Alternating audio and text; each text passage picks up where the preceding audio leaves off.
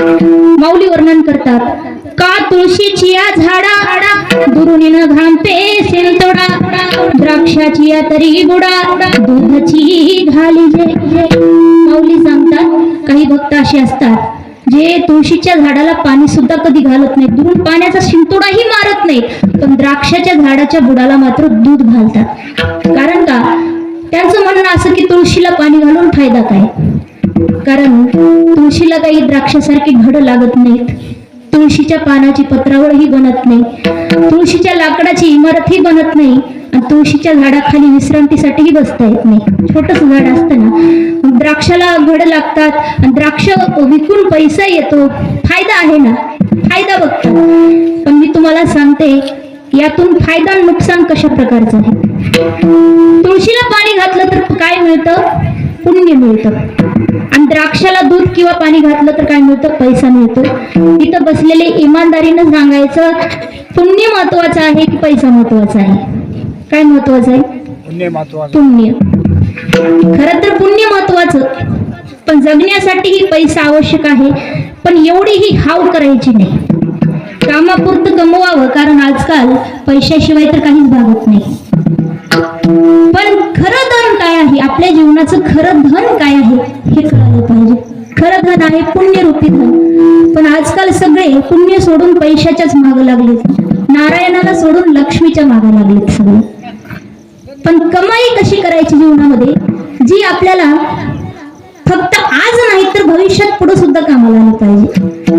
आज कितीही पैसा कमवाल, पण तो पैसा किती दिवस कामाला येतो? जोपर्यंत तुम्ही जिवंत आहात, जोपर्यंत तुमच्या शरीरामध्ये प्राण आहे. ज्या दिवशी ह्या शरीरातून जीव निघून जाईल, प्राण उडून जातील, त्या दिवशी पैसा कामाला येतो का? अजिबात नाही. त्या दिवशी तुमच्या जर खात्यावर काही पुण्यरूपी धन असेल तरच कामाला येतं. म्हणून कमाई अशी असावी जी आज नाही तर पुढच्या प्रवासात आपल्याला कामाला यावी.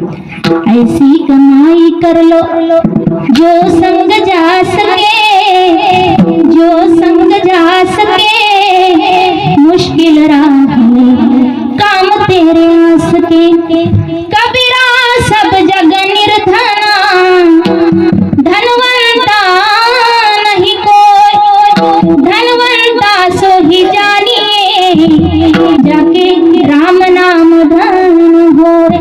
कोटि बंगले खड़े के खड़े रह गए, बेटा बेटी सब रिश्ते यही रह गए. साथ चलने को तेरे कोई ना मिला, संग चलने को तेरे कोई ना मिला. हंस जब भी उड़ा तो अकेला उड़ा, हंस जब भी उड़ा तो अकेला उड़ा. ऐसी कमाई करो जो संग जा सके, मुश्किल राह में काम तेरे आ सके.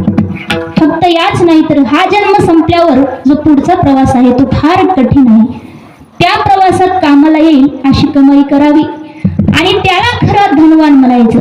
कबीरा सब जग निर्धना, धनवंता नहीं कोई, धनवंता सो ही जानिए, जाकी राम नाम धन होय. हे धन खरं आहे, ही कमाई करायची. पण सर्व माणसं हे धन सोडून सर्व लक्ष्मीच्या माग लागले, पैशाच्या माग लागले.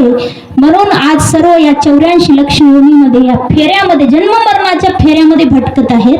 कारण खऱ्या ज्ञानापासून आणि खऱ्या धनापासून सगळे वंचित आहेत. म्हणून साधू संत वेळोवेळी उपदेश करतात. तर पैसा कितीही असला तरी पैशाने देव कधीच विकत मिळत नाही. देव मिळवण्यासाठी काय पाहिजे? भाव पाहिजे. आणि भाव खरा असेल तर परमात्मा मिळाल्याशिवाय राहत नाही. जर देव पैशाने मिळत असताना तर जगामध्ये सर्व जे धन आहे ना ते कोणाचं आहे? कुबेराचं आहे ना. कुबेर सर्व धनाचा मालक आहे. धन कुबेराचे